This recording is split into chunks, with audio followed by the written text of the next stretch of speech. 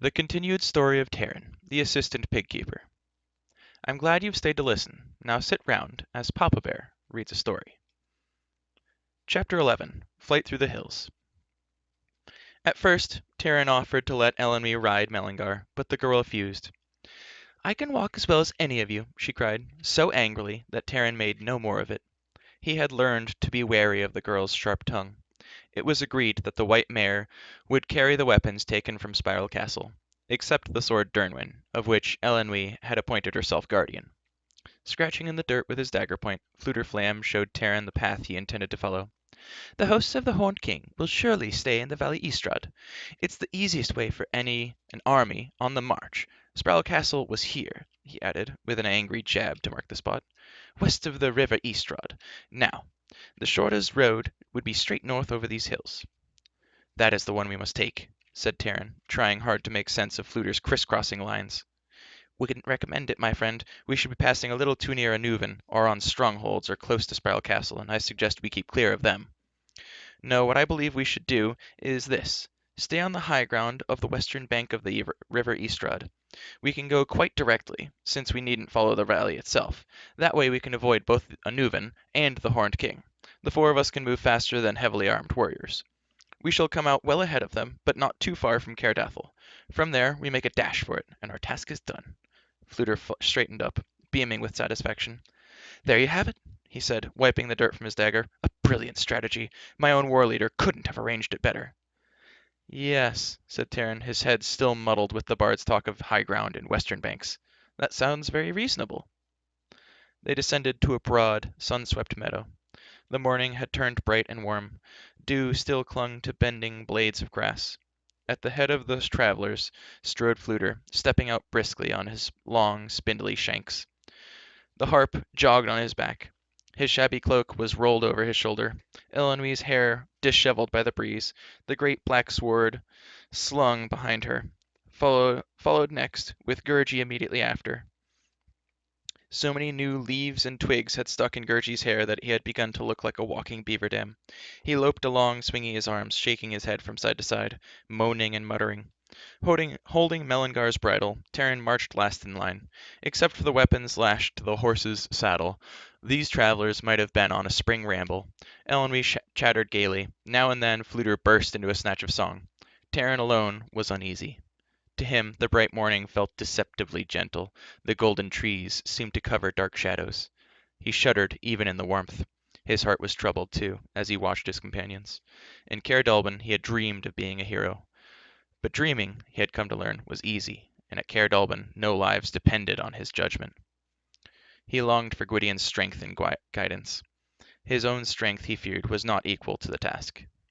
He turned once for a last look in the direction of Spiral Castle. Gwydion's burial mound. Over the hill crest, stark against the clouds, rose two figures on horseback. Taran shouted and gestured for his companions to take cover in the woods. Mellingar galloped forward. In another moment they were all crouching in a thicket. The horsemen traveled along the crest, too far away for Taran to see their faces clearly, but from their rigid postures he could guess at the livid features and the dull eyes of the Cauldron-born. How long have they been behind us? Asked Fluter. Have they seen us? Taran looked cautiously around the screen of leaves. He pointed towards the slope. There is your answer, he said. From the crest, the pale Cauldron warriors had turned their horses toward the meadow and were steadily picking their way down the hill. Hurry, ordered Taran. We must outrun them. The group did not return to the meadow, but struck out across the woods. The appearance of the Cauldron-born now forced them to abandon the path that Fluter had chosen. But the bard hoped they might throw the warriors off the track and circle back again to higher ground. Staying close to one another, they moved at a dog trot, not daring to stop even for water. The forest offered a measure of protection from the sun, but after a time the pace began to tell on them. Only Gurgi did not seem fatigued or uncomfortable. He loped steadily along, and the swarms of midges and stinging insects could not penetrate his matted hair. Elenwy, who proudly insisted she enjoyed running, clung to Mellingar's stirrup. Taran could not be sure how close the warriors were. He knew the Cauldron-born could hardly fail to track them, by sound if nothing else, for they no longer attempted to move silently.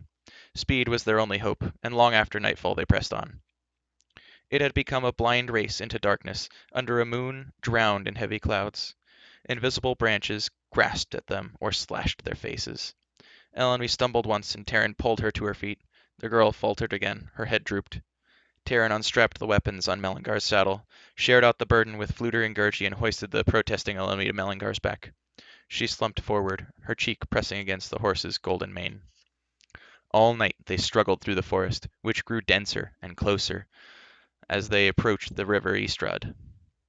By the time the first hesitating light of day appeared, even Gergie had begun to stumble with fatigue and could barely put one hairy foot in front of the other. Ellenby had fallen into a slumber so deep that Taran feared that she was ill. Her hair lay bedraggled and damp upon her forehead. Her face was pallid. With the bard's help, Taran lifted her from the saddle and propped her against a mossy bank. When he ventured to unbuckle the cumbersome sword, Ellenby opened one eye, made an irritated face, and pulled the blade away from him with more determination than he had expected. "You never understand things the first time," Eleni murmured, her grip firm on the weapon. "But I imagine assistant pigkeepers are all alike. I told you before you're not to have it, and now I'll tell you for the second time, or is it the third or fourth? I must have lost count." So saying, she wrapped her arms around the scabbard and dropped back to sleep. "We must rest here," Taran said to the bard, "if only a little while."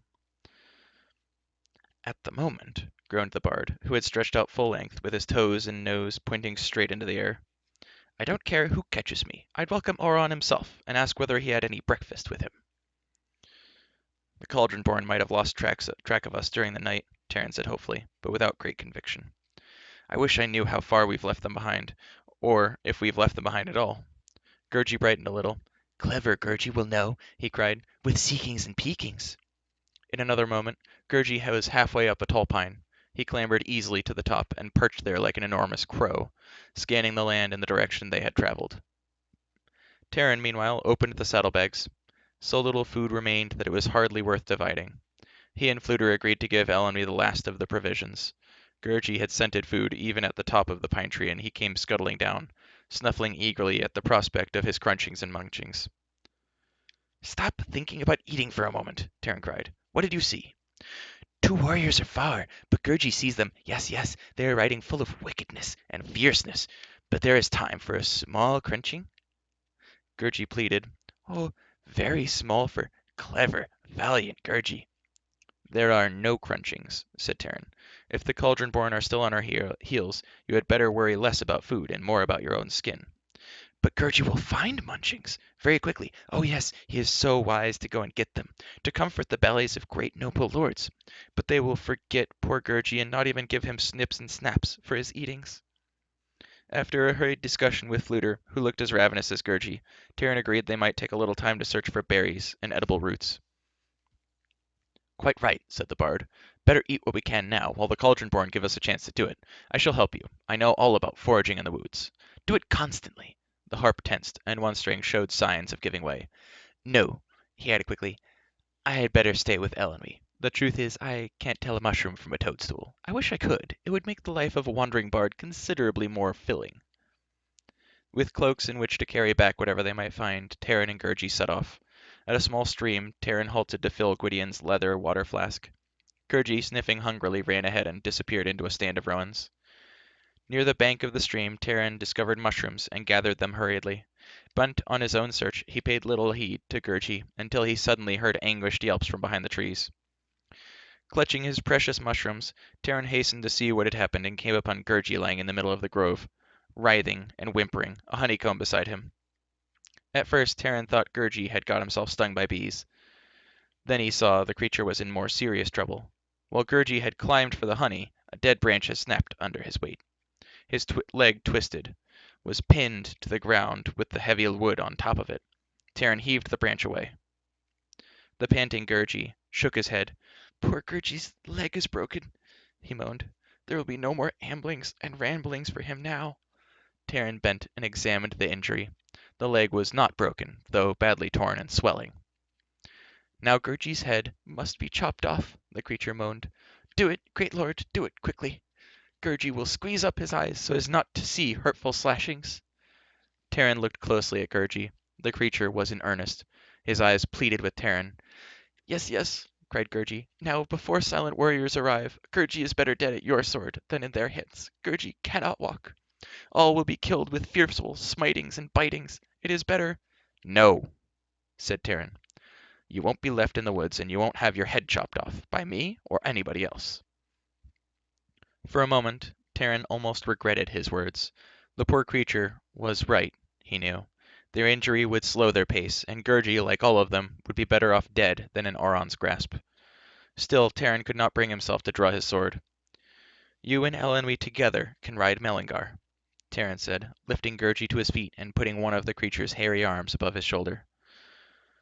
Come now, one step at a time. Taran was exhausted when they reached Elenwy and the bard. The girl had recovered noticeably, and was chattering even faster than before.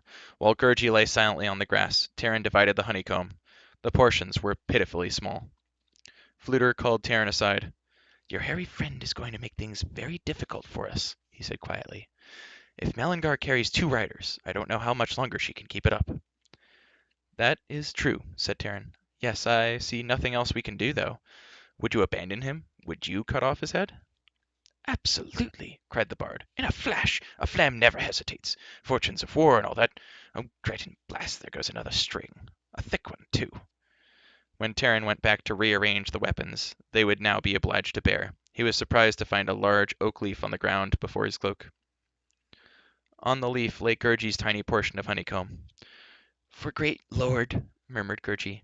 Gurgi is not hungry for crunchings and munchings today. Taran looked at the eager face of Gurgi.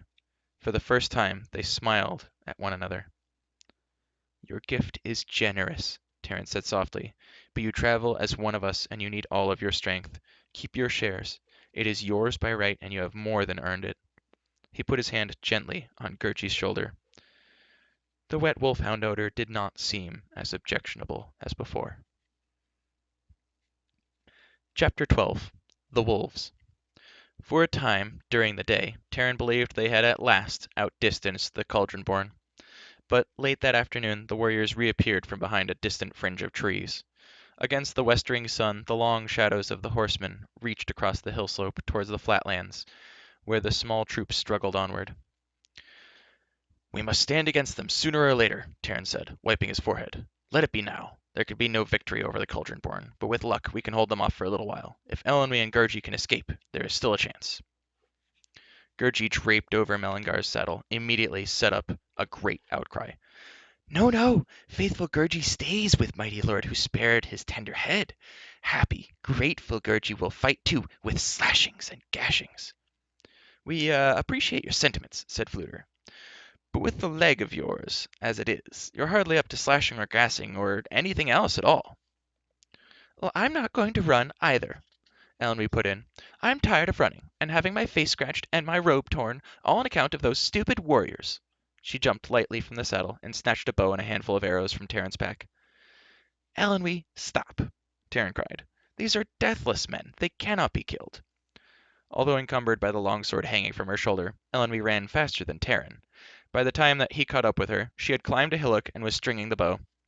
The Cauldron-born galloped across the plain. The sun glinted on their drawn swords. Taran seized the girl by the waist and tried to pull her away. He received a sharp kick in the shins. Must you always interfere with everything? Elenwy asked indignantly. Before Taran could reach for her again, she held an arrow towards the sun and murmured a strange phrase.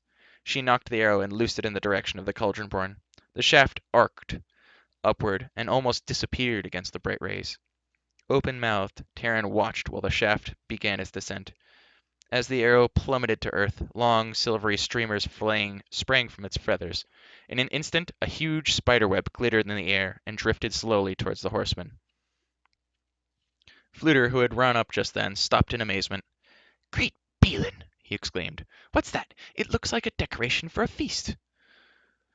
The web slowly settled over the Cauldron-born, but the pallid warriors paid it no heed. They spurred their mounts onwards. The strands of the web broke and melted away. Elenwy clapped a hand to her mouth. It didn't work, she cried, almost in tears. The way Akron does it, she makes a big sticky rope. Oh, it's all gone wrong. I tried to listen behind the door when she was practicing, but I must have missed something important. She stamped her foot and turned away. Take her from here, Taran called to the bard. He unsheathed his sword and faced the Cauldron-born. Within moments they would be upon him, and even as he braced himself for their onslaught, he saw the horsemen falter. The Cauldron-born reined up suddenly, then, with a gesture, turned their horses and rode silently back towards the hills. "It worked! It worked after all!" cried the astonished Fluter. Elenwy shook her head. "No," she said with discouragement. "Something else turned them away, but I'm afraid it wasn't my spell." She unstrung the bow and picked up the arrows she had dropped. "I think I know what it was," Taran said. "They are returning to Auron. Gwydion told me they could not stay long from Maneuven. Their power must be waning ever since we left Spiral Castle and they reached the limit of their strength. Right there." "Well, I hope they don't have enough to get back to Maneuven," Elenwy said. "I hope they fall into pieces or shrivel up like bats." "I doubt that they will," Taran said, watching the horsemen slowly disappear over the ridge. "They must know how long they can stay, and how far they can go, and still return to their master." He gave Elenwy an admiring glance. "It doesn't matter. They're gone, and that was one of the most amazing things I have ever seen. Gwydion had a mesh of grass that burst into flame, but I have never met anyone else who could make a web like that." Elenwy looked at him in surprise. Her cheeks blushed brighter than the sunset. "Why, Taran of Caer Dallben," she said, "I think that's the first polite thing you've ever said to me." Then suddenly Elenwy tossed her head and sniffed. "Of course, I should have known it was the spiderweb. You were more interested in that. You didn't care whether I was in danger." She strode haughtily back to Gurgi and Mallingar. "But that's not true," Taran called. I I I was—" By then Elenwy was out of earshot. Crestfallen, Taran followed her. "I can't make sense of that girl," he said to the bard. "Can you?" "Never mind," Fluter said. "We aren't really expected to make sense of women." That night they continued to take turns at standing guard, though much of their fear had lifted since the Cauldron-born had vanished.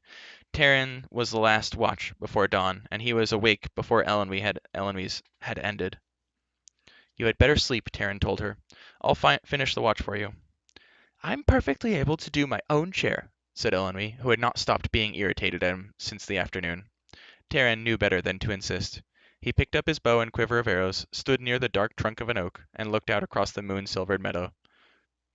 Near by, Fluter snored heartily. Gurgi, whose leg had shown no improvement, stirred restlessly and whimpered in his sleep.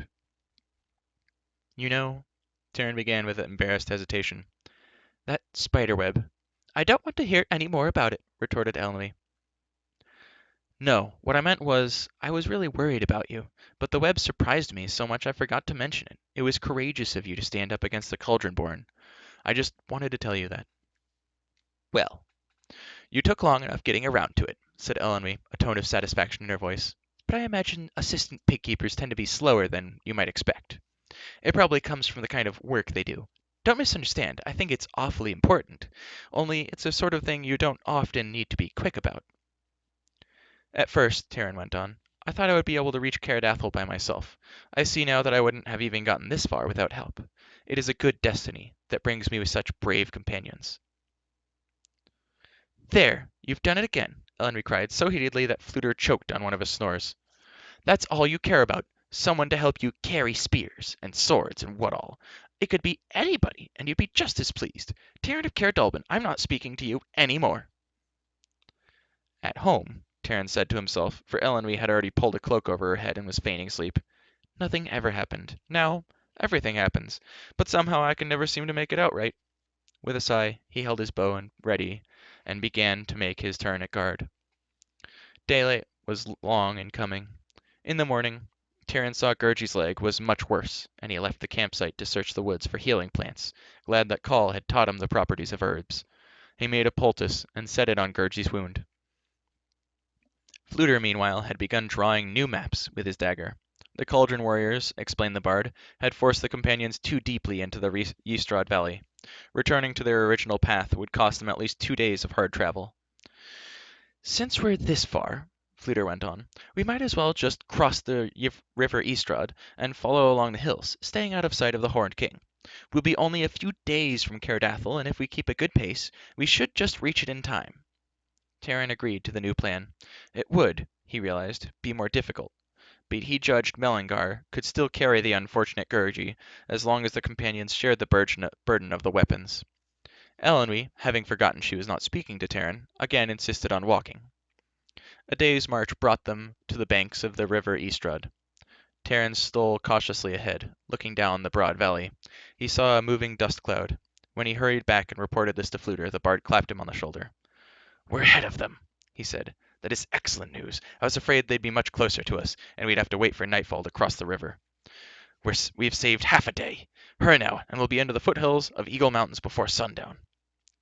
With his precious harp held above his head, Fluter plunged into the river, and the others followed.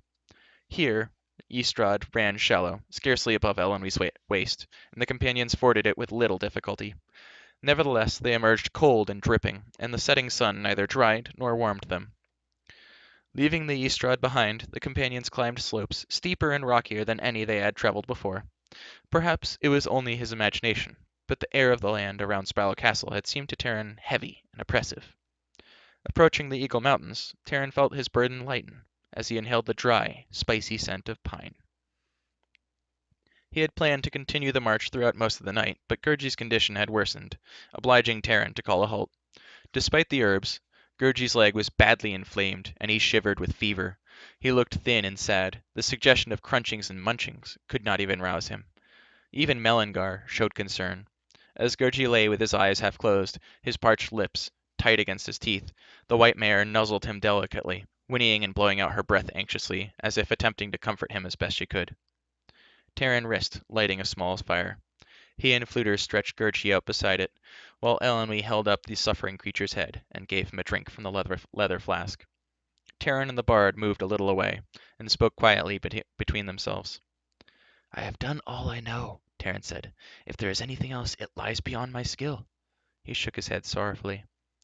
"He has failed badly today, and there is so little of him left, I believe I could pick him up with one hand." "Cairdathel is not far away," said Fluter, "but our friend, I fear, may not live to see it." That night, wolves howled in the darkness beyond the fire. All next day the wolves followed them, sometimes silently, sometimes barking as if in signal to one another. They remained always out of bowshot, but Taran caught sight of the lean, gray shapes flickering in and out of the scrubby trees.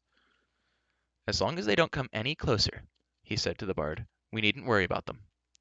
"Oh, they won't attack us," Fluter answered. "Not now, at any rate. They can be infuriatingly patient if they know someone's wounded." He turned an anxious glance towards Gurgi. "For them, it's just a matter of waiting." "Well, I say you're a cheerful one," remarked Elenwy. "You sound as if all we had to do was look forward to being gobbled up." "If they attack, we shall stand them off," Taran said quietly. "Gurgi was willing to give up his life for us. I can do no less for him. Above all, we must not lose heart so close to the end of our journey." "A flab never loses heart," cried the bard. "Come, wolves, or what have you?" Nevertheless, uneasiness settled over the companions as the gray shapes continued trailing them, and Melangar, docile and obedient until now, turned skittish. The golden-maned horse tossed her head and rolled her eyes at every attempt to lead her. To make matters worse, Fluter declared their progress through the hills was too slow. "If we go any farther east," said the bard, "we'll run into some really, really high mountains. The conditions we're in, we couldn't possibly climb them. But here we're practically walled in. Every path has led us roundabout. The cliffs there," he went on, pointing toward the towering mass of rock to his left, "are too rugged to get over. I had thought we'd find a pass before now. Well, that's the way of it. We can only keep on bearing north as much as possible." "The wolves don't seem to have any trouble finding their way," said Elenwy. "My dear girl," answered the bard with some indignation, "if I were able to run on 4 legs and sniff my dinner a mile away, I doubt I'd have any difficulties either." Elenwy giggled. "I'd love to see you try," she said. "We do have someone who can run on all 4s," Taran said suddenly. "Melangar. If anyone can find their way to Cairdathel, she can." The bard snapped his fingers. "That's it!" he cried. "Every horse knows its way home. It's worth trying, and we can't be worse off than we are now." "For an assistant pig keeper," said Elenwy to Taran, "you do come up with some interesting ideas now and then." When the companions started off again, Taran dropped the bridle and gave Melangar her head. With the half-conscious Gurgi bound to her saddle, the white horse trotted swiftly ahead at a determined gait. By mid-afternoon, Melangar discovered one pass which, Fluter admitted, he himself would have overlooked. As the day wore on, Melangar led them swiftly through the rocky defiles to high ridges. It was all the companions do to keep up with her. When she cantered into a long ravine, Taran lost sight of her for a moment and hurried forward in time to glimpse the mare as she turned sharply around an outcropping of white stone. Calling the bard and Elemi to follow quickly, Taran ran on ahead.